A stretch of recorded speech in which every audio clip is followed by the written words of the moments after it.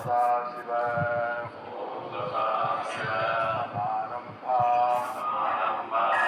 சங்கராச்சாரிய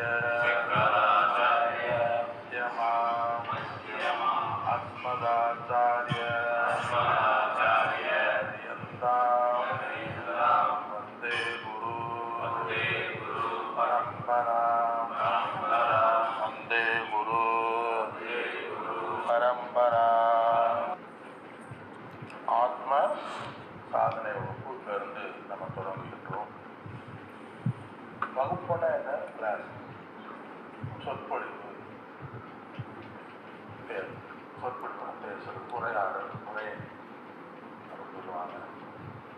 சாதனை அப்படின்னா நம்ம லட்சியத்தை அடைவதற்கு நம்மை அதற்கு பயன்படுத்துகின்ற ஒரு செயல், தவம், சாதனை. நாங்கள் இருந்து ஒகேனக்கல் போகணும், நம்ம லட்சியம். அதற்கு என்ன சாதனை? ஒகேனக்கல் லட்சியத்துக்கு நம்மை கொண்டு செல்லக்கூடியது எது? வாகனம். ஏனே வாகனமாக இருக்கலாம், அவங்க சௌகரியப்படி. வாகனம் ஒரு சாதனை. பசியை போக்கணும் அப்படிங்கிறது ஒரு லட்சியம். நம்ம பசிக்கே போக்கணும். அதற்கு சாதனை என்ன? சாப்பிடுறது எல்லாமே. அப்போ சாதனைங்கிறது நம்ம நினைச்சதை அடையிறதுக்கு உதவக்கூடிய ஒரு செயல், ஒரு சாதனைன்னு பேர். சொன்னார் பிரபு, என் லட்சியத்தை முக்தி அடையணும் அப்படின்னு அவர் லட்சியம். அந்த முக்தியை அடைவதற்கு நமக்கு உதவக்கூடிய ஒரு செயல் சாதனை பேர். மீன்ஸ் சொல்லுவாங்க. நாம் ஒன்றை சுருக்கம் இலக்கணமா சொன்னால், நாம் ஒன்றை அடைவதற்கு உதவி செய்யக்கூடிய ஒரு செயலுக்கு பெயர் சாதனை. ஒரு ஊருக்கு போறோம், ஹரித்வார் போறேன் முடிவு பண்ணிட்டோம். அங்க போறதுக்கு நமக்கு ஒரு சாதனை ட்ரெயின் எடுத்துக்கோம். அப்ப ட்ரெயின் சாதனை. ஆனா ஹரித்வார் போயிட்டா ட்ரெயினை விட்டுருமா இல்லையா? இந்த நல்ல இடம் கிடைச்சிக்கிடுச்சு, இந்த சௌரியமா இருக்கு, நான் இங்கேயே இருந்துக்கிறேன், இதுவே போதும்னா தெரிய வருமா? வராது. அப்ப சாதனைங்கிறது நம்ம அடையக்கூடிய லட்சியத்துல கொண்டு விட்டுரும். அவ்வளவுதான் இருக்கு, விட்டுட்டு இறங்கிடணும். அடுத்த இதுக்கு நம்ம சாதனைகளை விட்டு விட வேண்டும். சாதனைங்கிறது நம்ம ஒன்றை, நம்ம லட்சியத்தை, நம்முடைய மார்க்கத்தை அடைவதற்கு ஒரு சாதனை. நான் பணம் சம்பாதிக்கணும் அப்படின்னு ஒரு லட்சியம்.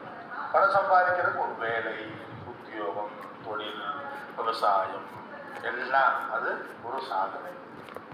அப்ப சாதனை இல்லாம நம்ம சாதிக்க முடியாது. உண்மைதான? எந்த சாதனையும் இல்லாம சாதிக்க முடியாது. சும்மா நினைச்சாலே நம்ம சாதிக்க முடியாது. நான் ஒகேனக்கல் போகணும், அவங்க பீச்சை கொடுக்குறாங்க, ஒகேனக்கல் போகணும் ரூம்ல உட்காந்துட்டே இருந்தாங்க, ஒகேனக்கல் போயிட்டு இல்லை, சரி போகணும், வண்டியை பிடிக்கணும், பிளான் பண்ணணும், ஏறணும், இறங்கணும், பார்க்கணும். சாதாரண அந்த ஒரு நாள் வேலைக்கே இந்த ப்ரோக்ராம் திட்டமிடுதல் இருந்துச்சுன்னா, நம்முடைய வாழ்க்கையின் ஒரு லட்சியத்துக்கு எவ்வளவு பெரிய திட்டமிடணும், எவ்வளவு ஒரு வேக்கனையா விழிப்பா இருக்கணும். சாதாரண ஒரு இடத்துக்கு வர்றதுக்கு பஸ் ஏறணும், எந்த பஸ் எதுவரைக்கும் போகிறத பார்க்கணும், அந்த பஸ்ல ஏறணும், ஏறி டிக்கெட் எடுக்கணும், ப்ரிப்பரேஷன் பண்ணணும், லக்கேஜ்லாம் எடுக்கணும், அது வந்த உடனே முடிச்சிருந்து இறங்கணும், திருப்பி ஒரு வாகனத்தை பிடிக்கணும். எவ்வளவுதான் இருக்கு சாதாரண விஷயத்துக்கு. அப்படின்னு சொன்னா, நாம் முக்தி அடைவதற்கு, மோட்சத்தை அடைவதற்கு, இந்த பிறவியை பயன்படுத்துவதற்கு நம்ம எவ்வளவு ஒரு விழிப்பு, நமக்கு எவ்வளவு ஒரு செயல் நமக்கு தேவை, எவ்வளவு முக்கியத்துவங்கிறது நம்ம உணர வேண்டும். இந்த இடத்துல நம்முடைய லட்சியம் என்னன்னு சொன்னா, ஆத்மான்னு பேர். ஆத்ம சாதனை வகுப்பு. சாதனைனா எதை பற்றிய சாதனை? நம்முடைய குறிக்கோள் என்ன? எதை அறிவதற்காக சாதனை? ஆத்மாவை அறிவதற்கு. ஆத்ம சாதனை வகுப்பு. இந்த இடத்துல ஆத்ம சாதனை வகுப்புங்கிற தலைப்புல நம்ம 2 விதமா ஆத்மாவை புரிந்து கொள்ளலாம். ஒன்று, ஆத்மாங்கிறது நம்ம உடல் மனம் வாழ்க்கையை நம்ம நன்கு பயன்படுத்தி கொண்டு அந்த செய்கின்ற சாதனைகளையும் நம்ம ஆத்மா அப்படின்னும் நம்ம எடுத்துக்கொள்ளலாம். வாழ்கின்ற வாழ்க்கை மனப்பக்குவத்தையும் நம்ம எடுத்துக்கொள்ளலாம். ஆத்மா நம்ம ஜீவாத்மாவாகிய இந்த சாதனைகளை நீ செய்து கொண்டு லட்சியத்தை அடைய வேண்டும். அந்த அப்படிங்கிறத ஆத்ம சாதனை எடுத்துக்கலாம். நான் மோட்சத்தை அடையணும், முக்தி அடையணும், அதை நம்ம பாடுபடணும் அப்படின்னு சொல்லி எடுத்துக்கொள்ளலாம். அல்லது ஆத்ம தத்துவம்னு ஒன்று இருக்குல்ல, உடலையும் மனதையும் இயக்கக்கூடிய அந்த ஆத்மா, அந்த ஆத்மாவை அடைவதற்காக செய்கின்ற சாதனை ஆத்ம சாதனை எடுத்துக்கொள்ளலாம். அந்த ஆத்ம சாதனையை நாம் அடைய வேண்டும் என்றால் ஜீவாத்மாவாகிய நான் என்னுடைய ஆத்ம மனதை நான் சுத்திப்படுத்திக் கொள்ள வேண்டும், மனதை தகுதிப்படுத்திக் கொள்ள வேண்டும், மனதை தூய்மைப்படுத்தப்பட வேண்டும் என்ற வகையில் நம்ம ஆத்மாவை எடுத்துக்கொள்ளலாம். எதா இருந்தாலும் சுருக்கமா நம்முடைய வாழ்க்கையினுடைய குறிக்கோள் லட்சியம் மோட்சம் என்பது சாத்தியம் பேர். சாதனையினாலே சாத்தியம்னா லட்சியம் அடைதல் பேர். இப்ப நம்ம வாழ்க்கையினுடைய குறிக்கோள் என்ன? மோட்சத்தை அடைதல், முக்தியை அடைதல் அல்லது இறைவனை அடைதல் அல்லது தன்னை அறிதல். என்ன உள்ளதே? இறைவனை அடைதல் என்றாலும் முக்தியை அடைதல் என்றாலும் மோட்சத்தை அடைதல் என்றாலும் தன்னை அறிதல் என்றாலும் எல்லாம் ஒன்றுதான். அந்த தன்னை அறிவதற்காக எடுக்கப்பட்ட ஒரு வகுப்பு தான் ஆத்ம சாதன. தன்னை அடைய வேண்டும், தன்னை உணர வேண்டும், முக்தியை அடைய வேண்டும் அல்லது ஆத்மாவை அடைவதற்காக என்னை நான் அடைய வேண்டும் என்றால் என்னுடைய மனம் புத்தி இந்திரியம் இவைகளை நான் உள்ளபடி உணர்ந்து அதை சாதனைகளில் ஈடுபட்டு அதை நான் உணர்வதற்காக ஒரு எடுக்கப் போகின்ற வகுப்பு தான் வாழ்க்கையின் லட்சியத்தையும் அந்த லட்சியத்தை அடைவதற்கான வழிகளையும் மார்க்கங்களையும் கூறுவதே ஆத்ம சாதனை வகுப்பு பேர்.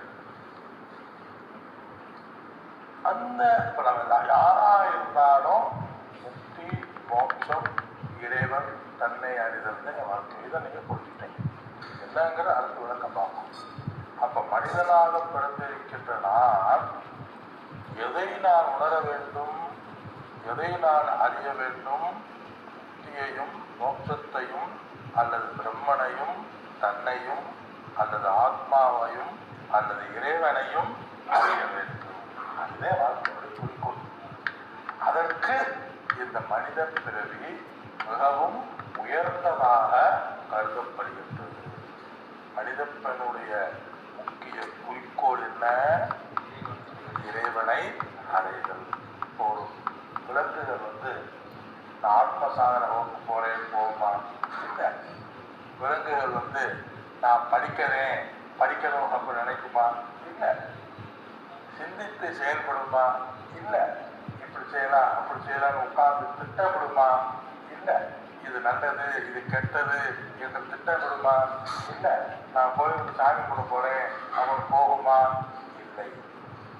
ஆனா அப்படி போகக்கூடிய சிந்தித்து செயல்படுகின்ற சக்தி இந்த மனித பிறவிக்கு இருக்கு. மனித அதனால அவை பாட்டி சொல்றா, அரிது அரிது மானிடராய் பிறப்பது அரிது. அதிலும் மருந்து போக பொருள் இல்லை. முதல்ல நம்ம என்ன செய்யணும்? இந்த மனித பிறவினுடைய மாண்பை மேன்மையை பெருமையை நாம் உணர்ந்து கொள்ள வேண்டும். இந்த மனித பிறவி கிடைப்பதற்கு ரொம்ப அரிதான். புல்லாகி பூடாகி புழுவாய் மரமாயி பல்மிருகமாயி பறவையாய் பாம்பாயி பேயாய் கணங்களாய் மனிதராய் எல்லா பிறப்பும் விளைந்தெழுந்தேன் எம்பெருமானே மெய்யே பொன் அடிகள் கண்டு வீடு வீடுதே முக்தி. வீடுதே முக்தி. அப்ப நான் முக்தி அடையணும் என்றால் என்ன? நான் வீடு பேற்றை அடைய வேண்டும் அல்லது தன்னை அறிய வேண்டும். இதுல இந்த பிறவியில யாரெல்லாம் அந்த வீடு பேற்றை அடைவதற்கு, அந்த லட்சியத்துக்கு, மோட்சத்தை அடைவதற்கு சந்நியாசம் எடுத்தல் ஒரு சாதகமான ஒரு சூழ்நிலையை நாம் உருவாக்கி கொள்ளுதல். சன்னியாசம் எதுக்கு எடுக்கிறான்? நான் வாழ்க்கையினுடைய குறிக்கோள் அந்த வீடு பேற்றை அடைவது. அந்த வீடு பேற்றை முக்தியை நான் அடைய வேண்டும் என்றால் அதற்கு சாதனைகள் தேவை. அந்த சாதனைகளுக்காக என்னை இந்த சமுதாயத்திலிருந்து விடுவித்துக் கொள்ளுதல் அல்லது என்னை கடமைகளிலிருந்து நான் விடுபடுதல் ஒரு சந்நியாசம். இடத்துல சந்நியாசம்னா கஷாயம் கட்டி சந்நியாச தர்மத்தை மேற்கொள்ளுதல். இதற்கு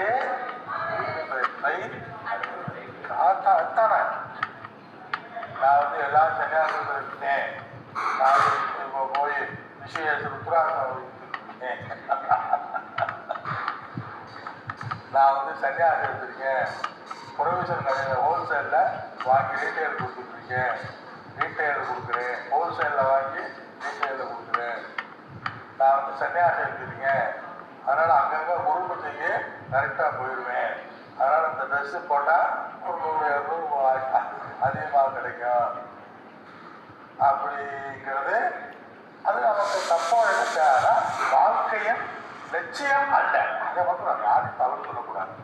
இந்த சன்னியாசத்துக்கு நம்ம வந்திருக்கிறது மற்றவர்களை குறை கூறவோ இல்லை தாழ்த்து பேசவோ இல்லை தன்னைத்தான் தாழ்த்து பேசவோ அதற்காக நம்ம சன்னியாசம் இருக்கலை. அதற்காக நமக்கு அல்ல. நம்மை நாம் கரைத்தேற்ற வேண்டும். அதற்குரிய உள்ளத்தையும் மனதையும் பக்குவத்தையும் ஆண்டவன் கொடுக்க வேண்டும். அதற்காக நான் துறவு கூறுகிறேன். அப்ப கஷாயம் கட்டி தீட்சை வாங்குறது அந்த இடத்துல சன்னியாசம். சன்னியாசங்கிறது என்ன? கடமைகளை துறத்தல், பொறுப்புகளை துறத்தல், வீட்டை உறவுகளை துறத்தல், ஆசையை துறத்தல், எல்லாத்தையும் துறத்தல். அதனால துறவின்னு பேர். துறக்கின்றவர் துறவி. நியாசம் விட்டு விடுபவர் நியாசம். சன்ன நன்கு எப்பொழுதுமே உள்ளத்திலும் கூட ஏக்கமின்றி ஒரே அடியாக நன்கு விட்டு விடுதல் சந்நியாசம். சன்னியாசி. சன்னியாசினா யாரு? உறவுகளை, ஆசைகளை, திட்டங்களை துறந்தவர், கடமைகளை துறந்தவர்னு பேரு. துறவி. எதற்கு தலைமையில துறக்கிறதுக்கு உட்காந்து சும்மா உட்காந்துட்டு இருக்கா? இல்ல. எதுக்கு துறக்கிறோம்? மோட்சத்தை, முக்தியை, நிறைவை அடைவதற்காக. இந்த பிறவியை இதோடு முடிப்பதற்காக, காரி பண்ணுவதற்காக, பிறவி தடையிலிருந்து விடுவதற்காக, பேரின்பத்தை அடைவதற்காக. இந்த பிறவி போதுப்பா அப்படின்னு சொன்னார். தெய்வீக வழிபாட்டில் தன்னை ஒப்படைத்தல், ஈடுபடுத்துதல், கஷாயம் கட்டி தீட்சை வாங்கி எடுத்து இந்த ஈடுபட்டு அடைவது. அப்ப மற்றதெல்லாம் நம்ம செய்யக்கூடாதா? செய்யலாம். மற்ற வேலை இது பண்ணக்கூடாதான்னு செய்யலாம். ஏன்னா நமக்கு ஜீவனம் இருக்கே, உணவு உண்ண உணவு, உடுக்க உடை, இருக்க இருப்பிடம் தேவை.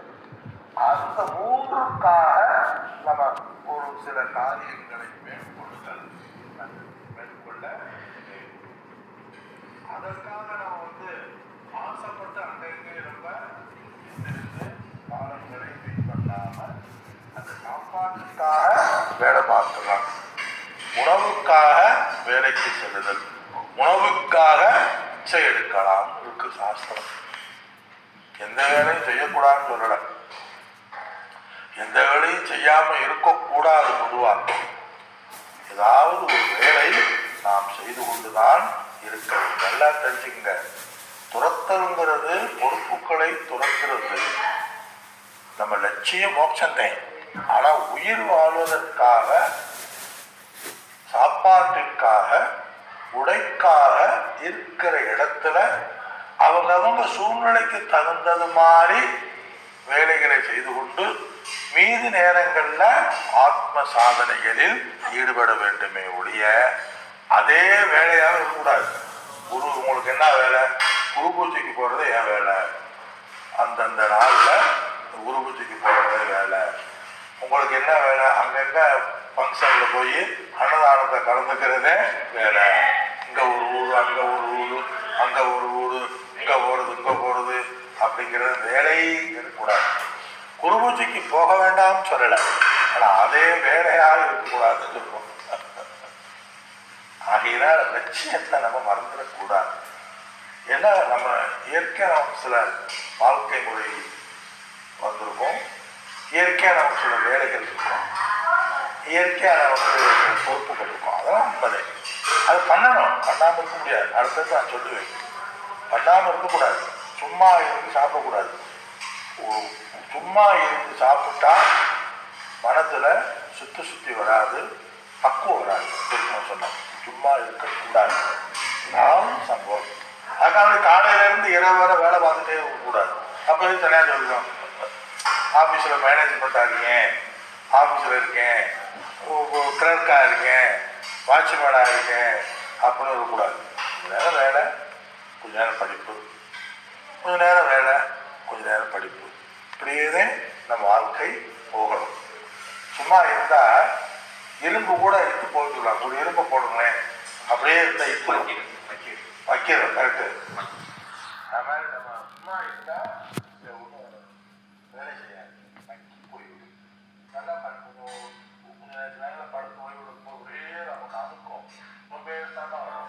இப்போ எந்திரிச்சு ஒரு சில நடவடிக்கை போக, நடந்து கொடுக்க, வாக்கிங் போக, எக்ஸசைஸ், உடற்பயிற்சி செய்ய, ஏதாவது வேலை வந்து நமக்கு ஆக்டிவ் ஆகிடும். நமக்கே தெரியும். இந்த உட்காந்து தூங்கும் பண்ணணும், ஒரு மாதிரி ஆயிடும்.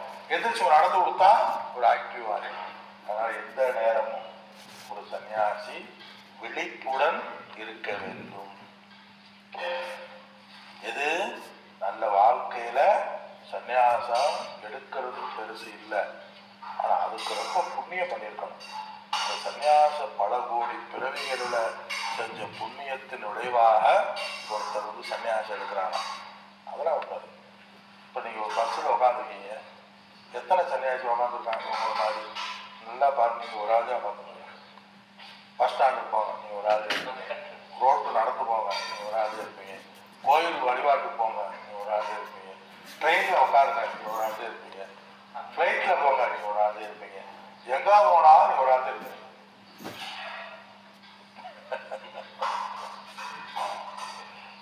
அப்போ வெளியிலே இருக்காங்க, அபூர்வம் தானே. அப்போ நம்ம கொடுத்து வைத்தவர்கள் தானே, அதில் எந்த சந்தேகம் கிடையாது. பல கோடி பிறவிகளில் செய்த புண்ணியத்தின் விளைவாக ஒருவன் சந்நியாசத்தை கசாய ஊற்றி அவன் ஏற்கின்றான். சன்னியாசி மகாத்மா சொல்லுவான். சன்னியாச வாழ்க்கை முறை சன்னியாசம்ங்கிறது நம்ம சம்பிரதாயத்துல 4 விதமான வாழ்க்கை முறை இருக்கு. சன்னியாசம் 4வது முறையா. முதல் முறை பிரம்மச்சரியம். பிரம்மச்சாரி ஸ்டூடெண்ட் யாரெல்லாம் கல்யாணம் இருக்காங்க அவங்களாம் பிரம்மச்சாரி சொல்லலாம். 2வது கிரகஸ்தாசிரமம்.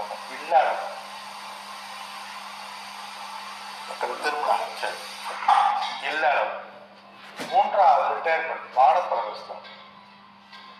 வானப்பிரவேசம் கடமைகளை முடித்து ரிட்டையர்மெண்ட் வச்சுக்கோங்க. பேரம்பத்தி எடுத்துக்கோங்க வச்சுக்குவேன். கடைசி காலம் 4வது சன்னியாசம். அப்ப நீங்க 4 ஆசிரமத்தை வந்துட்டீங்க. முதல்ல இருந்து 2-3 ஸ்கிப் சொல்லுங்க, கட் பண்ணி ஸ்கிப் பண்ணி 4வது வந்திருக்கலாம். ஆமா, இல்ல இந்த மாதிரி 1, 2, 3 முடிச்சுட்டு வானப்புறத்துல இருந்து சன்னியாசம் இருக்கீங்க. இப்ப நீங்க வயதினுடைய அடிப்படையில வானப்பிரசத்தை சன்னியாச தர்மத்தினுடைய நாளையிலிருந்து நீங்க இங்க அடிப்படையில் நீங்க இப்ப ஒரு பிரம்மச்சாரி. பிரம்மச்சாரி வானப்பிரவேசம் இல்ல ரத்த கொடுத்து விட்டீங்க. நாளையிலிருந்து நீங்க ஒரு பிரம்மச்சாரி ஆகும். ஏன்னா பிரம்மச்சாரி ஆயுதே சன்னியாசம் தர்மம். அதனால உங்களுக்கு எல்லாத்துக்கும் காவிரி கொடுத்தனா கூட விட்டுட்டு பிரம்மச்சாரி வெள்ள கொடுத்துக்கணும் கொடுப்போம். ஒன்னொன்னுக்கு ஒரு கடமை இருக்கு, ஒவ்வொன்றுக்கும் ஒரு கடமை. சுருக்கமா சொல்லி நம்ம முடிச்சிருவோம். பிரம்மச்சாரி அப்படிங்கிறது என்ன கடமை? என்ன ஒவ்வொரு கடமை இருக்குல்ல. இப்போ குடும்பத்துல உள்ளவங்களுக்கு என்ன கடமை? குழந்தைகளை மனைவியை பாதுகாத்தல், குழந்தைகளை பெறுதல், படிக்க வைத்தல், வளர்த்தல், அவங்களுக்கு திருமணம் முடிச்சுக்கணும். இது வரணும் பொதுவாக சொல்லுவோம். அது மாதிரி கடமை. வேலைக்கு போகணும். ஆமா, என் குடும்பத்தை நம்ம குழப்பிக்கிட்டு இருக்காங்க கடமையை சொல்றேன். மனைவி பிள்ளைகளை வச்சு நான் வேலை பார்க்க மாட்டேன், ஒரு வீட்டில் இருந்தா சரியா வருமா? இல்லை, அதனுடைய கடமைகளை நம்ம செய்யணும். அதாவது பிரம்மச்சாரிக்கு என்ன கடமை அப்படின்னு சொன்னா, அவன் பொருளுக்காக வேலை பார்க்க கூடாது, சம்பாதிக்க கூடாது. வேலை என்னன்னா படிக்கணும். நல்ல விஷயங்களை குருவின் மூலமாக படிக்க வேண்டும். பிரம்மத்தை பற்றி உணர வேண்டும். நல்ல ஜபம் செய்ய வேண்டும். வேதம் வேதாந்தங்களை கற்க வேண்டும். இதே உண்மை. பிரம்மச்சாரிக்கு என்ன வேலைன்னு சொன்னா, புனர் பூஜைகள் செய்ய வேண்டும், ஜபங்கள் செய்ய வேண்டும், வேதாந்தமும் அவன் கற்க வேண்டும். இடையில் இருக்கின்ற இடத்தில் குரு சேவை செய்ய வேண்டும். இது ஒரு பிரம்மச்சாரி கடமை. தப்பித்தவறி அரசியல் பேச கூடாது, அரசியலில் ஈடுபட கூடாது, அதிகமான பொழுதுபோக்குகளில் அவன் இருக்க கூடாது. செல்போன் பார்க்கறது, டிவி பார்க்கறது, நடனம், நாட்டியம், இதெல்லாம் ஒரு பிரம்மச்சாரி கூட. இப்போ நாளையிலிருந்து நீங்க பிரம்மச்சாரி ஆக போறீங்க. அதனால் இப்போதைக்கு நீங்க செய்ய வேண்டியது, அதிகமா நீங்க அமைதி காத்தல் வேண்டும். ஜபம் தியானங்கள் அதிகமாக நீங்கள் செய்ய வேண்டும். கூடிய மட்டும் இந்த 3 நாட்களும் மொபைல் பேசுறத குறைத்துக் கொள்ள கூடாது. மொபைல் பேச குறைத்துக் கொள்ளணும். கூடிய மட்டும் வந்திருக்கீங்க, என்ன கேட்பாங்க, பேசலாம். நீங்களாக பாருங்க அப்படி குசலம் விசாரிக்கூடாது. அந்த காலம் 2 நிமிஷத்துல பேசி விட்டுரும். மொபைல் ரொம்ப பார்க்கக்கூடாது. பார்க்கலாம், ரைட்டாக பார்த்துட்டு விட்டுரும். அதே வழியா நம்ம இருக்கக்கூடாது. இந்த ஒரு 3 நாளைக்கு நீங்கள் சாதனைகளை செய்ய வேண்டும். அதே கடமை. சிறந்த ஒரு டாக்டரா எப்படி ஒருத்தர் ஆவாரு? எந்த அளவுக்கு ஒரு டாக்டர் படிச்சிருக்காரோ அந்த அளவுக்கு ஆகும். ஒரு சிறந்த வக்கீல் என்று யாரை போற்றுவோம்? யார் நல்லா படிச்சிருக்காங்களோ, திறமையா இருக்காங்களோ அவங்களை போற்றுவோம். ஒரு சிறந்த ஒரு கலைஞர், அந்த கலைஞர் வீணையில் இருக்கலாம், தபேலாவில் இருக்கலாம், இல்லை வேற அத்தியனத்தில் இருக்கலாம். அவங்க எந்த அளவுக்கு அவங்கள பிராக்டிஸ் இருக்காங்களோ அந்த அளவுக்கு அவங்கள நம்ம போற்றுவோம். உண்மைதான? அந்த அளவுக்கு அவங்க பாடுபட்டு இருக்காங்க, டயத்தை ஒதுக்கி இருக்காங்க. அதனால அவங்க லட்சியத்தை அடைய முடிந்தது. டாக்டரோ, இன்ஜினியரோ, இல்லை ஒரு ஃபேக்டரி நடப்பட்ட சாதாரண செய்யலை. அது மாதிரி எடுத்தோடனே யாரும் முதல்வராக வரப்போகுது. அரசியல்ல கூட கஷ்டப்பட்டு சிரமப்பட்டு வந்துட்டாங்க. இன்னைக்கு ஒலிம்பிக்ல சதக்கம் வெட்டுறாங்கன்னு சொன்னா எடுத்தோடனே ஒலிம்பிக்ல வெட்டுறதில்லை. அவங்க முழு வாழ்க்கையவே பயிற்சி கொடுத்துருக்காங்க. காலையிலிருந்து இரவு பேட்டியில் பார்க்கலாம். காலையிலிருந்து இரவு வரை ப்ராக்டிஸ், பயிற்சி பயிற்சி பயிற்சி. ஒரு நாள் வெண்படிதான் உண்மைதான். அப்போ ஒரு நாள் வெற்றி அடைய வேண்டும் என்றால் அவங்க வாழ்க்கை முழுவதும் அதே வேலையாத்தான் இருந்திருக்கணும். சாதாரண அழியக்கூடியது, சாதாரண மாறக்கூடியதற்கே இவ்வளவு உழைப்பு தேவைப்படுது. இன்னைக்கு நம்ம 12:30 மணிக்கு தட்டுல சாப்பாடு வருதுன்னா அவங்க இப்ப இருந்தே சத்தம் கேட்குதுல, இப்ப இருந்தே அவங்க உழைக்கணும். அப்பே 12 மணிக்கு உணவு இதுக்கு எல்லாமே அந்த உழைப்பு காலங்களை கொடுக்கணும். நான் என்ன சொல்ல வர்றேன், சந்நியாசம் எடுக்கிறது பெரிதல்ல. சந்நியாசத்தை துவத்தை அடைய வேண்டும் என்றால், சந்நியாச வாழ்க்கையானது பூர்த்தி அடைய வேண்டும் என்றால், சந்நியாச வாழ்க்கையானது நிறைவுற வேண்டும் என்றால், அல்லது இந்த மனித பிறவியினுடைய பயனை நீ அடைய வேண்டும் என்றால் என்ன செய்யணும்? சாதனைகளை செய்ய வேண்டும். எல்லா சாதனைகளையும் குறிக்கும். ஆத்ம சாதனைங்கிறது எல்லா சாதனைகளையும் குறிக்கும். வேத வைதீக சாதனை, லௌகிக சாதனை, வேதாந்த சாதனை, பூஜை புனஸ்காரம், அபிஷேகங்கள், ஆராதனைகள், ஜபங்கள், தியானங்கள், வழிபாடு, சேவை, இதையும் செய்யணும். ஆனா அதே சமயத்துல நீ சந்நியாசம் எடுத்ததுனால மோட்சத்தை அடையணுமா இல்லையா? அதற்கு நம்ம என்ன செய்யணும்? சாஸ்திரங்களை, வேதாந்தங்களை நாம் கேட்க வேண்டும். இப்ப சன்னியாசியுடைய பிரம்மச்சாரி கடமை முடிச்சு, கிரகஸ்தாசிரம கடமை முடிச்சு, மூணாவது என்ன? வான பிரகஸ்தம். வானப்பிரகஸ்தனா பிஃபோர் சன்னியாசம். சன்னியாசத்துக்கு முன்பு உள்ளது. பிரம்மச்சாரி இல்லறத்திலிருந்து கடந்தவர் வானப்பிரகஸ்தம். அவர் பிரம்மச்சாரியிலிருந்து வானப்பிரகஸ்தம் வந்திருக்கலாம். ஒரு பிரம்மச்சாரியிலிருந்து வானப்பிரகஸ்தம், ஒரு சன்னியாசத்துக்கு முதல்ல தனி குடியில போய் தியானம் பண்ணிருக்காங்க வானப்பிரகஸ்தம். இல்லை குடும்பத்திலிருந்து ஒதுங்கி சன்னியாசம் எடுக்காம வானப்பிரகஸ்தம். சன்னியாச தீட்சை எடுக்காம கசாயம் உடுத்தாம இருந்தாலே வானப்பிரகஸ்தம் நினைத்தேன். அப்ப சன்னியாசம்ங்கிறது முறைப்படி யார் மந்திர தீட்சை வாங்கி அவங்க எப்படி வேணா இருந்துக்கலாம், பிரம்மச்சாரியா இருக்கலாம், கிரகஸ்தா இருக்கலாம், என்ன விடான்னு பார்த்துக்கலாம். யார் முறைப்படி மந்திர தீட்சை வாங்கி கசாயம் உடுத்துறாங்களோ அவங்களே சன்னியாசம், அவங்களே சன்னியாசி. மற்றவங்கெல்லாம் சன்னியாசத்திற்கு முயற்சி செய்பவர்கள் அர்த்தம். மொத்த காவி ஊற்றிக்கிட்டு கோயில் போயிட்டு இருப்பாங்க. ஆனா அவங்க சன்னியாசி அப்படின்னு சொல்ல முடியாது. அப்ப சன்னியாசி ஏன் சொல்றோம்னா, சன்னியாசி ஆவதற்கு முயற்சி செஞ்சு கொண்டிருப்போம் அர்த்தம். அடுத்த பிறகு வரலாம். ஒரு டாக்டர் அட்டன் பண்ண உடனே டாக்டர் போட்டுருவாங்க. நேற்றே பீஸ் கட்டு வந்திருப்பான் பிஏக்கு. உடனே என்ன பண்ண திருமண பத்திரிகையில பிஏபிஎல் நம்ம ஏற்றுக்கிறோம். இப்போ ஏன் போறோம்னு யாரும் சொல்லுங்க. பிஏ படிக்கிறீங்களா? சரி அப்படின்னா சொல்றான். நமக்கு தெரியும். ஆனா ரூல்ஸ் படி, சட்டப்படி பிஏ முடிச்ச பிறகு பிஏ போடணும்.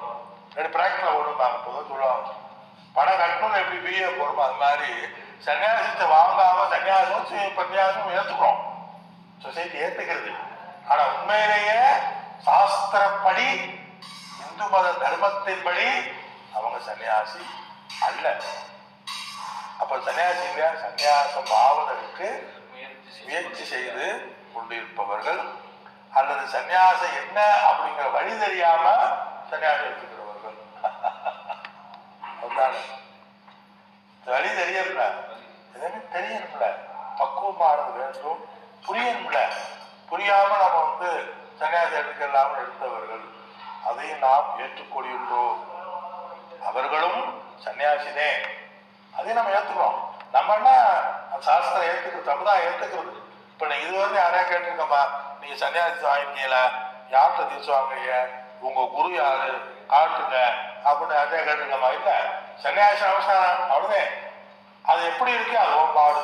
அவருக்கு தெரிஞ்சவர்கிட்ட கேட்டேன், சாமி இன்னைக்கு நம்ம சன்னியாசம் எடுக்க வராங்க, இவங்க சன்னியாசத்தை கொடுத்துட்றோம், அவங்க குணநலங்களோட பக்குவமா இருப்பாங்களா என்னன்னு தெரியாது அப்படின்னு கேட்டாங்க. அவங்களுடைய கர்மத்தை பொறுத்திருக்கு, அவங்களோட பிறவி, அவங்களுடைய கர்ம வேலை, நம்ம கொடுக்கறத நம்ம கொடுத்துருவோம். அதுக்கப்புறம் அவங்க கையில முன்னேறுவது முன்னேறாதது யாருடைய கையில? நம்ம கையில இல்லை.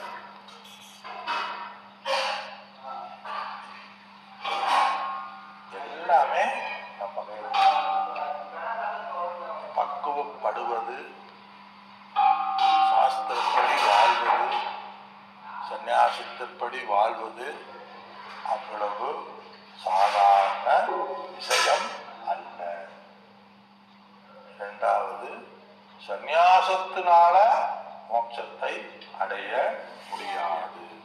நான் சன்னியாசி எடுத்துட்டேன், ஒருத்தர் கேட்டார், விருத்த சன்னியாசி, அவர் கேட்டார், சன்னியாசம் எடுக்கிறனால மோட்சத்தை அடையுமா அப்படின்னு கேட்டார். மோட்சத்தை கண்டிப்பாக அடைய முடியாது. அப்பயே சன்னியாசம் எடுக்கிறோம், மோட்சத்திற்கு சாதனையை செய்வதற்கு உகந்தது இந்த வாழ்க்கை முறை.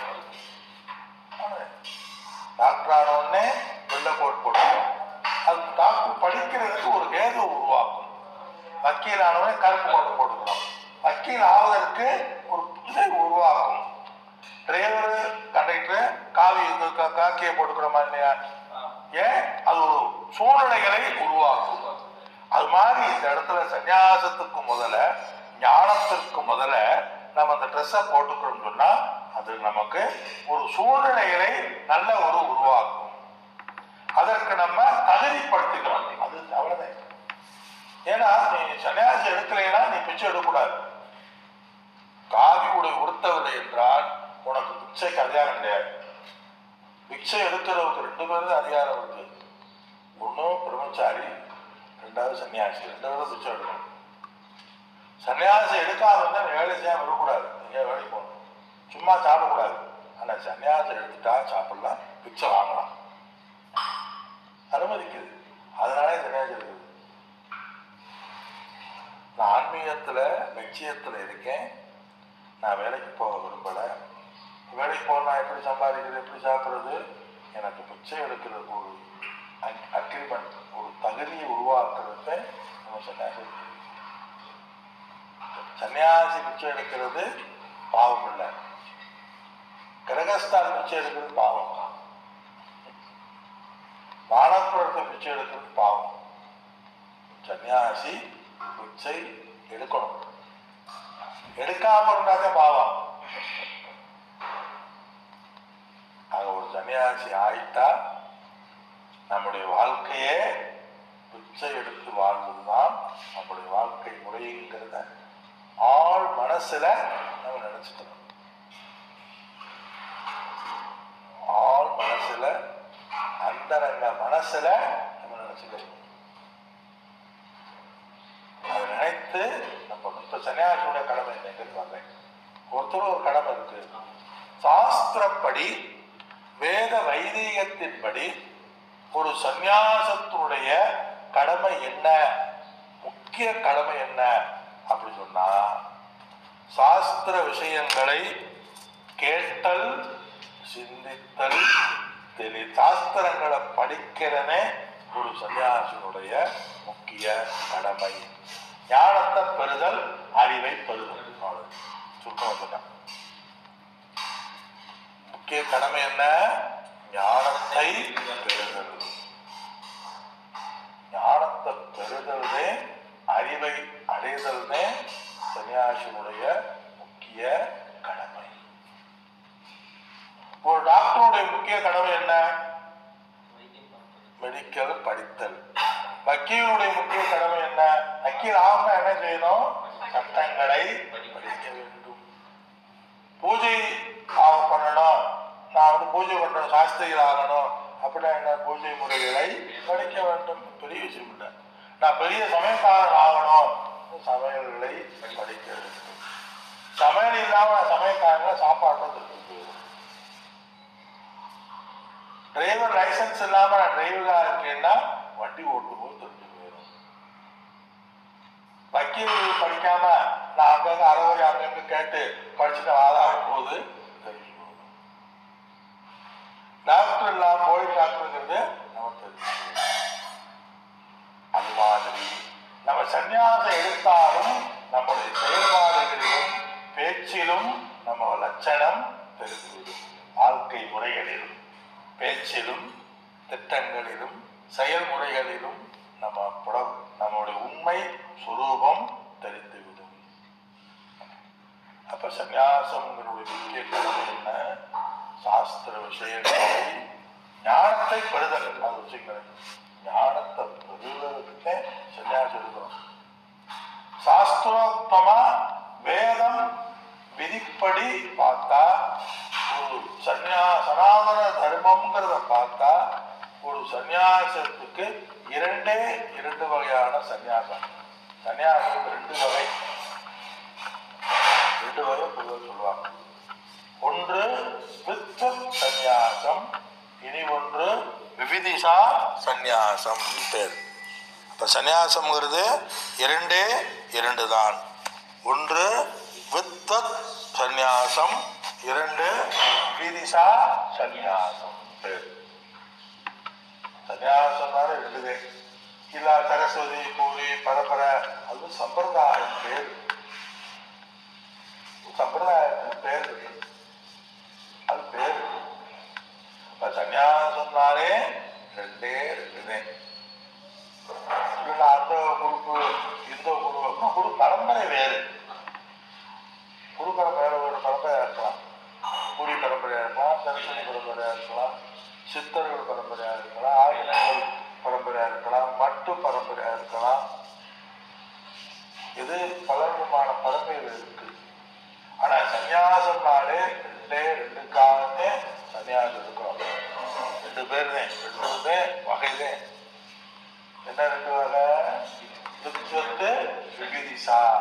வித்வத் சந்நியாசம், விவிதிஷா சந்நியாசம். அதனால உங்களுக்கு இன்டர்வியூ உண்டு.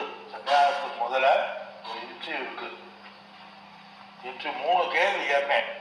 எல்லாம் சொற்பொழிவுலாம் முடிச்சுட்டு சன்னியாச தீட்சை உங்களை அனுப்ப போகும்போது நான் அதோட பேசுறேன் இல்லை, அது 3 கேள்வி கேட்பேன். அது நீங்க 3 கேள்வி நீங்க பாஸ் மார்க் எடுத்தாலே உங்களுக்கு சன்னியாசம் தீட்சை கொடுப்போம் அப்படின்னு நான் சொல்ல மாட்டேன், கேட்க மாட்டேன். வரப்போ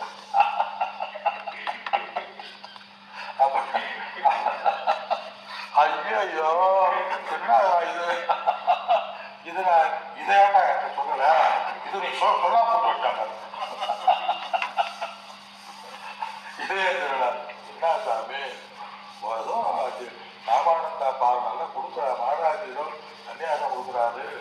சரி ஏதோ முண்டானம் பண்ணோமா, 2 கொட்டையை போட்டோமா, இப்போ உத்ராட்ச கொட்டையை கொடுத்தாங்களா, வஸ்திரம் கொடுத்தோமான்னு வராம என்னென்னமோ சொல்லிட்டு இருக்காங்க. இது தெரியாது. இதை யாரு என்ன சொல்லைய சன்னியாச தீட்சை கொடுக்காதுன்னு சொல்லியிருப்பாங்க. இந்த மாதிரி வகுப்பு இருக்குங்கிற சொல்லிட்டு போட்டாங்க. யாரும் இந்த மாதிரி எனக்கு தெரியாது. நாகரத்துக்கு உட்கார்ந்தே இருக்கிற போலயே ஐயோ அப்படி எடுத்துடக்கூடாது. வாங்க டாக்டர் படிக்கணும்னு சொல்லுவாங்க. நீ இதை படிக்கணும் அதை படிக்கணும் அது செய்ய சொல்லுவாங்களா? இல்லை, அது இன்க்ளூடு உடன்பட்டது. ஒரு டிரைவிங் பழைய கொடுக்குறாரு. இதுப்பா கிளச்சு, இது பிரேக்கு, இது எக்ஸலேட்டரு, இது ஹாரன். இப்போ கிளச்சை எடுத்துட்டு பிரேக்கை போடணும், கிளச்சை மிச்சிட்டு போடக்கூடாது. பிரேக் அடிக்கிறேன்னு சொல்லி கிளச்சை அடிக்கிட்டேன்னா உள்ள ஒரு காமனாக சொல்லி கொடுப்பாங்க. நீ பைபாஸ் ஈஸியாக பைபாஸில் போயிட்டு இருக்கும்போது ஒரு பஸ்ஸுக்கார வருவேன், எதிர்த்தாப்புல ஒரு கிளை வருவா. அந்த நேரத்தில் நீ கிளச்சை எடுத்துட்டு லேசா பிரேக்கை ஸ்பீடு குறைச்சிட்டு பிரேக் அமுக்கம்னா சொல்லி கொடுப்பாங்க. இல்லை, குறுக்க ஒன்று வரும், ஒரு மிருகங்கள் வரும், ஒரு கிளை வருவா, இத்தனை மணிக்கு வருவா, நீ அப்பாவை நீ கிளச்சை பிடிக்கணும், கிளச்சை கையில் எடுத்துட்டு ஸ்பீடை குறைச்சிட்டு பிரேக் போட சொல்லி கொடுப்பாங்க. இல்லை, 1வது கேரு 2வது கேரு 3வது கேரு. அது மாதிரி சன்னியாச தர்மம்னா என்னங்கிற சொல்லிடுவோம். நீங்க வெளியே போவீங்க, அங்க உட்காந்துட்டு இருப்பீங்க, என்ன வரும் அப்படின்னு சொல்ல மாட்டோம். சன்னியாச தர்மம்னா என்ன, அதுக்கப்புறம் நீங்க நல்ல எக்ஸ்பர்ட் தேவரானாலும் சரி. சில பேர் லைசன்ஸை கொடுத்த உடனே, லைசன்ஸ் எடுத்த உடனே வண்டி ஓட்ட மாட்டாங்க, எடுத்து வச்சுக்குவாங்க. அப்படி இருக்காங்க ஃபோர் வீலர். சில பேர் ஃபோர் வீலர் வந்து லைசன்ஸ் ஒன்றா ஓடி ஆடி ஓடி எடுப்பாங்க, முறைப்படி எடுப்பாங்க. எடுத்தாலும் அங்க போய் ப்ராக்டிஸ் சொல்லணுமா இல்லையா, அதோட விட்டுருவாங்க. அவன் டிரைவர் ஆக முடியுமா? டிரைவர் இல்லை, கார் ஓட்ட முடியுமா? ஓட்ட முடியாது. அப்ப பக்கா ஆகணும்னா அதை பின்பற்றினால் அவன் ஓட்டுநர் ஆவான். டிரைவர் தான் கார் ஓட்டுநர், முதலாளியாக கூட இருக்கலாம், சொந்தமாக கூட சொல்றான்னு சொல்லி. அது மாதிரி இந்த சன்னியாச தீட்சையில இந்த வகுப்புல நம்ம என்ன சொல்றோமோ அது உங்களுக்கு போதித்தல் டிரைவிங் லைசன்ஸ் மாதிரி, டிரைவிங் மாதிரி. வாழ்க்கைனா என்ன, லட்சணா என்ன, லட்சியம்னா என்ன, ஆத்மானா என்ன, கடவுள்னா யாரு, நீ யாரு, எந்த சாதனை, ஜபம்னா என்னன்னு சொல்லி கொடுத்துருவோம். அதுக்கப்புறம் நீங்க போறது யாருடைய நம்ம நீங்க தனிப்பட்ட முறையில அந்த பிராக்டிஸ் பண்றதை பொறுத்து நீங்க டாப்ல வருவீங்க.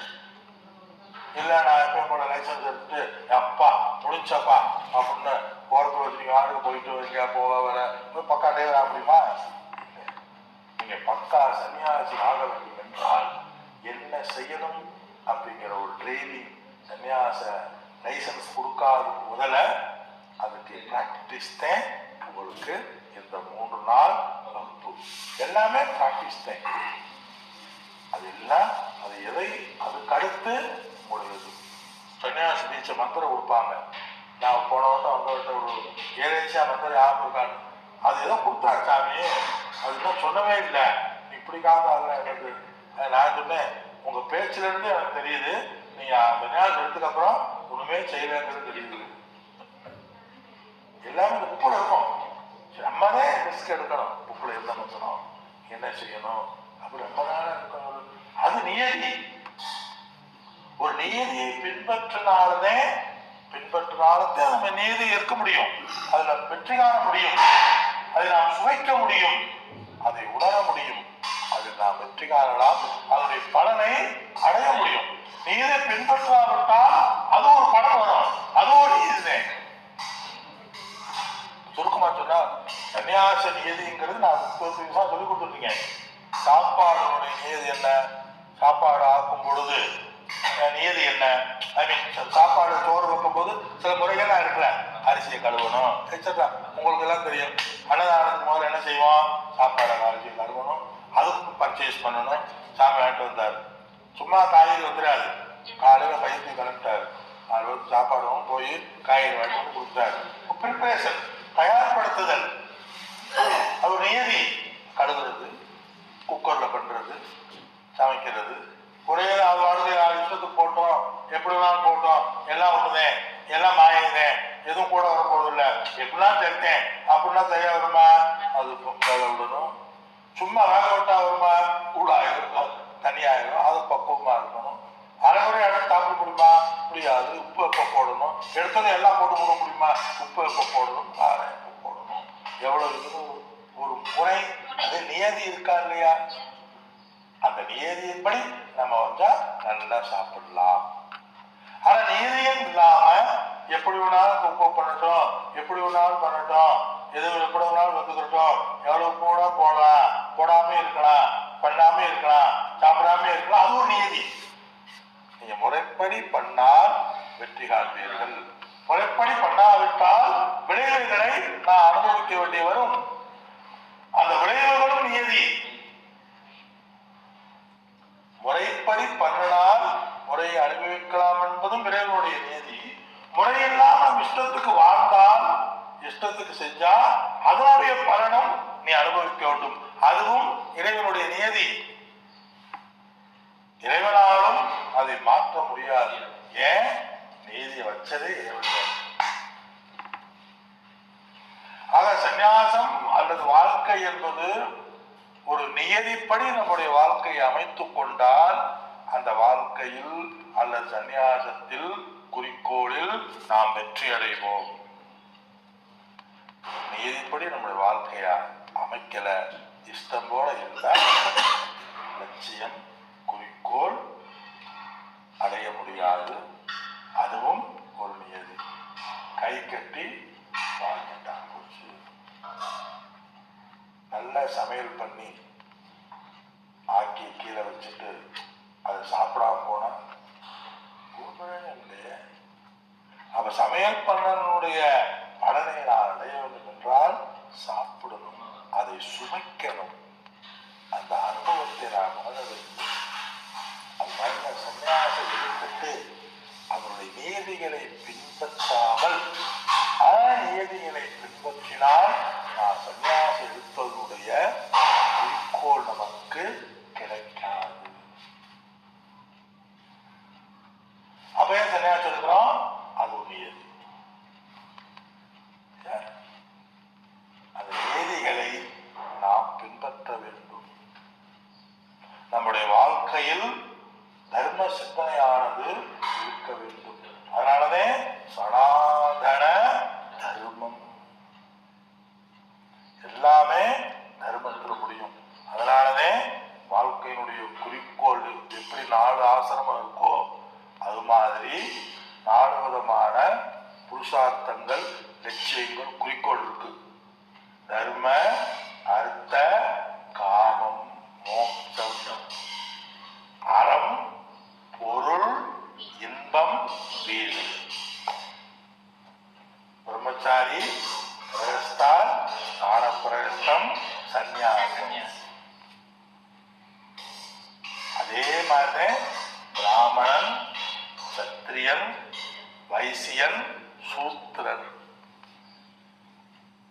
இது ஒரு நேதி. ஒவ்வொன்றுக்கும் ஒரு கடமை இருக்கு.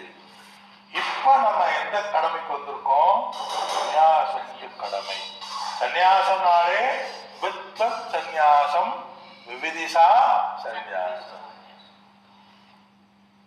விவிதும் இச்சுகு அறிவது, ஞானத்தை அடைவதற்காக. விவிதும்னா அறிவதற்கு அல்லது ஞானத்தை, அறிவை அடைவதற்காக எடுக்கின்ற சந்நியாசம் விவிதிஷா சந்நியாசம். விருப்பம் ஞானத்தை அடைவதற்காக எடுக்கின்ற சந்நியாசம். அறிவை அடைவதற்கு, அறிவை அடைவதற்காக எடுக்கின்ற சந்நியாசம் அல்லது ஞானத்தை அடைவதற்காக எடுக்கின்ற சந்நியாசம். எந்த ஞானத்தை அடைவதற்காக எடுக்கின்ற சந்நியாசம்? Very good.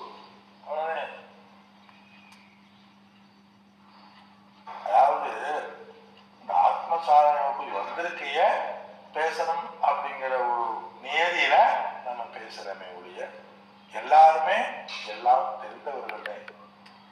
எல்லாமே எல்லாம் தெரிஞ்சுக்கலாம். தெரியாம யாரும் வரப்போறது இல்லை. கொஞ்சம் கூட வைராக்கியம் இல்லாம அங்க வரப்போறது இல்லை, வரவும் முடியாது. கொஞ்சம் கூட ஒரு பிரேயர் இல்லாம, பிரார்த்தனை இல்லாமல், ஈஸ்வருடைய அனுகிரகம் இல்லாம மாதிரி வர முடியாது. அவனருளாலே அவனால் வணங்கி ஒரு பரிமாறிக்கொள்ளுதல். உங்களுக்கு ஏற்கனவே தெரிந்திருந்தால் மீண்டும் நினைவுபடுத்தக்கூடியதாக இருக்கும்.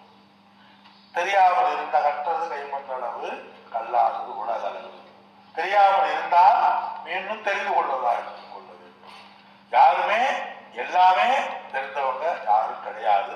எல்லாம் தெரிய வேண்டிய அவசியமும் இல்லை, எல்லாம் தெரியவும் முடியாது. ஆனால் தெரிந்தவற்றை, தெரிய வேண்டியதை நாம் தெரிந்து கொள்ள வேண்டும். அதே அப்ப விதிஷா சந்நியாசம். சந்நியாசம் உங்களுக்கு தெரியும், விட்டு விடுதல், துரத்தல் பேர். சரி, விட்டு விட்டு துறந்துட்டு நீ என்ன செய்யணும்? அடுத்து எல்லாத்தையும் விட்ட அப்ப என்ன செய்யணும்? சும்மா உட்கார்ந்துருக்கிறதா? இல்லை, ஞானத்தை பெற வேண்டும், அறிவை அடைய வேண்டும். படிப்படியா பாரு. என் கூடையே வந்தீங்கன்னாத்தே நான் என்ன சொல்றேங்கிறது உங்களுக்கு புரியும். இல்லாட்டி இந்த கண்ணை கட்டி காற்று விட்டுற மாதிரி இந்த வகுப்பே ஒரு அடிப்படையில போயிட்டு இருக்கு. இப்போ உங்களுக்கு ஃபவுண்டேஷன் போட்டுருக்கீங்க. எடுத்தோடனே கட்டு திறந்துருது இல்லை. எடுத்தோடனே என்ன சொல்லுவாங்க? கீழே பூமி பூஜை பண்ணுவாங்க. பூமி பூஜை தான் இப்போ. அடுத்து என்னது? அஸ்தி வர கீழே தோட்டுவாங்க. தோண்டி அஸ்திவாரத்துக்கு ரெடி பண்ணுவான். அஸ்திவாரம் தான் இப்ப, பூமி பூஜை தான் இப்ப. சாமியே வெளியே பூமி பூஜை பண்ணிட்டு வந்திருக்காரு. உங்களுக்கும் பூமி பூஜை தான் முண்டனம். அந்த காலத்துல ஒரு ரிச்சுவல். சாஸ்திரம் படிக்காததுக்கு முதல்ல, அல்லது குருவிடம் சேராததுக்கு முதல்ல முண்டனம் பண்ணி, முண்டனம் முட்டை எடுத்து சாஸ்திர புக்கை தலையில வச்சு ஊர்வலமா அப்படியே வந்து அந்த தலையில வச்சு குருவிடம் ஒப்படைச்சிட்டு உட்கார்ந்து சாஸ்திரம் கேட்பாங்க. அது இந்த முண்டக உபனிஷத்துன்னு பேரான். உபனிஷத்து முண்டக உபனிஷத்து. முண்டனம் பண்ணி படிக்கக்கூடிய உபனிஷத்துக்கு முண்டக உபனிஷத். அதுக்கு ஒரு அர்த்தம் இருக்கு. தவளை தவி போகும். ஆனால் இந்த ஆத்ம ஞானத்தை அடைவதற்காக முண்டனம்ங்கிற ஒரு சடங்குகளை செய்தல். அதனால ஆதிசங்கரர் முண்டனம் பண்ணியிருக்கார். துரத்தல், தன் அழகை, தன்னை, லட்சியத்தை அடைவதற்காக நம்ம அழகவே துறக்கிறது முண்டனம். முட்டையிடத்து சாதாரணம் இல்லை. ஒரு மனிதனுக்கு அழகு முடி வைக்கலாம் பொதுவாக. நான் வழுக்கையா இருக்கிறாங்கல்ல, முடி வைக்கணும். அதனால மீசையை படிச்சுட்டா ஒரு மாதிரியா இருக்கும். மீசா தான் இருக்கும். அது மாதிரி இந்த நெற்றி இதுல இருக்க கண் பட்டையில இருக்க மயிர் எடுத்து சட்டப்படி குற்றணும். இந்த மயிர் எடுத்துட்டேன்னா ஒரு ஆள் உங்களை பார்த்தா பயந்துருவாங்க. சாதாரண கருப்பு எவ்வளவு ஒரு வேல்யூ இருக்கு அவங்களுக்கு. சட்டப்படி குற்றம் அவ்வளோ பண்ணுவாங்க. அந்த முடிக்கு அவ்வளவு ஒரு அழகு. மனிதனை மனிதனாக்குவது ஒரு அழகு கொடுக்கும் முடியும். அதவே நான் உனக்கு தியாகம் செய்கின்றேன்.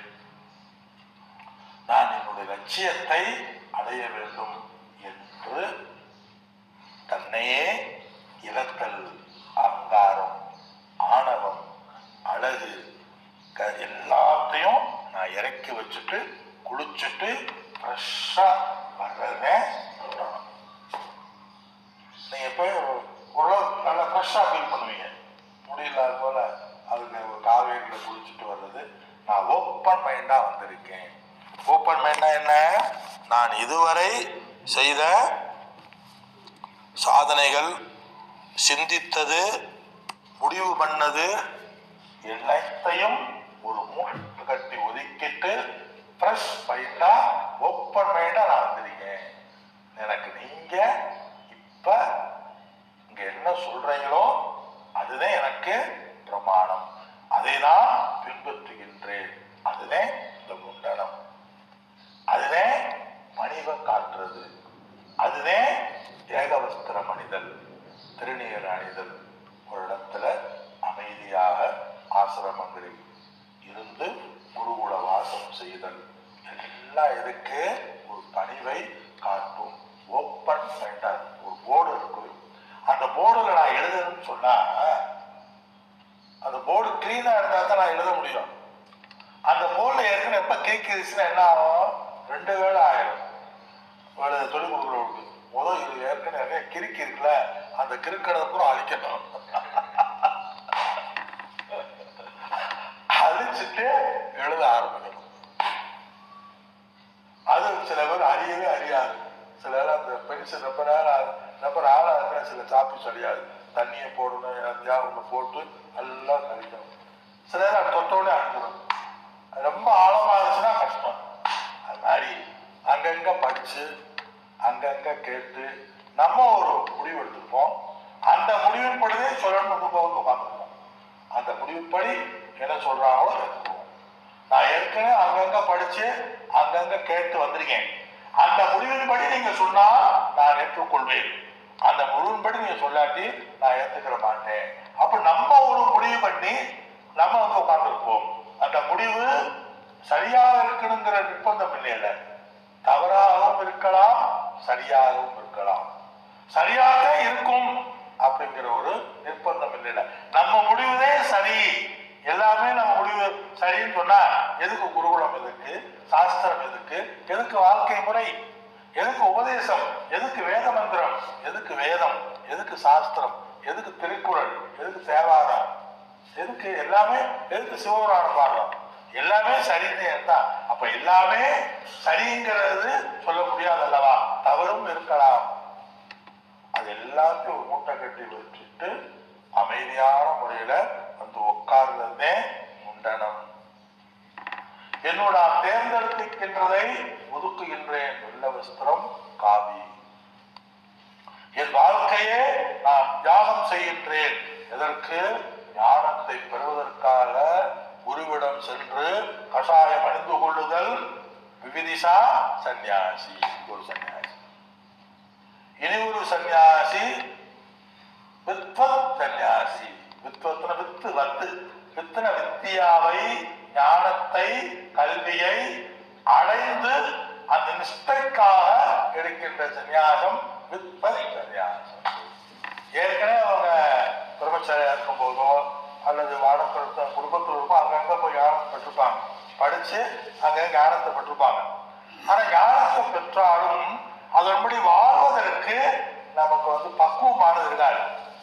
அந்த பக்குவத்தை கொடுப்பதற்காக ஞானத்தை அடைந்த பின்பு ஞான நிஷ்டைக்காக ஞானத்தின் நிலை வருவதற்காக பொறுப்புகளை துரத்தல் வித்வத் சந்நியாசம். அப்ப ரெண்டுலையும் எது வருது? சந்நியாசமும் வருது. இன்னொன்னு என்ன வருது? ஞானம் வருது அல்லது அறிவு வருது. அறிவதற்காக ஞானத்தை அடைவதற்காக எடுக்கின்ற சந்நியாசம் அல்லது ஞானத்தை அடைந்த பின்பு எடுக்கின்ற சந்நியாசம். அப்ப சன்னியாசத்தோட முக்கிய குறிக்கோள், எந்த சன்னியாசம் எப்படி எடுத்தாலும் சன்னியாசத்தோட முக்கிய குறிக்கோள் என்ன? ஞானம் அல்லது அறிவு.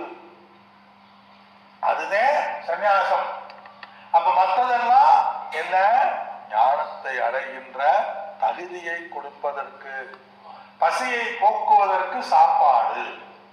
அப்ப சாப்பாடுக்கு முன்பு என்ன இருக்கு? அது ப்ராசஸ் ஆயிருக்கும்ல, தயார்படுத்தணும்ல.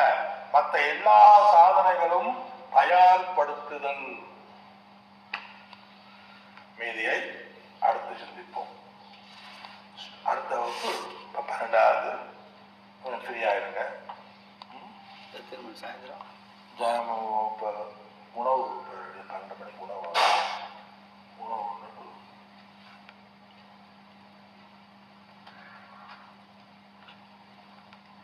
12:30. சரி,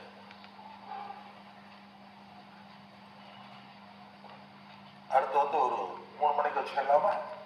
3 மணிக்கு வச்சுக்கலாம். 4 மணிக்கு வச்சுக்கலாம். 4 மணிக்கு வச்சுக்கலாம். 3 மணி 3:30 மணிக்கு வச்சுக்கோம். 3 மணிக்கு வச்சுக்கோம். அடுத்த வகுப்பு 3:30. இந்த வகுப்பு அடுத்து 3:30. இப்படி கொஞ்சம் ஃப்ரீயா இருக்கலாம். ஒரு சாப்பாடு 12 மணி ரெடி ஆயிருமா? சரி, சாப்பிட்டு ரெஸ்ட் எடுங்க. அடுத்த வகுப்பு 3:30 மணி. நான் சொல்லீங்களா? ஓம் பூர்ணமத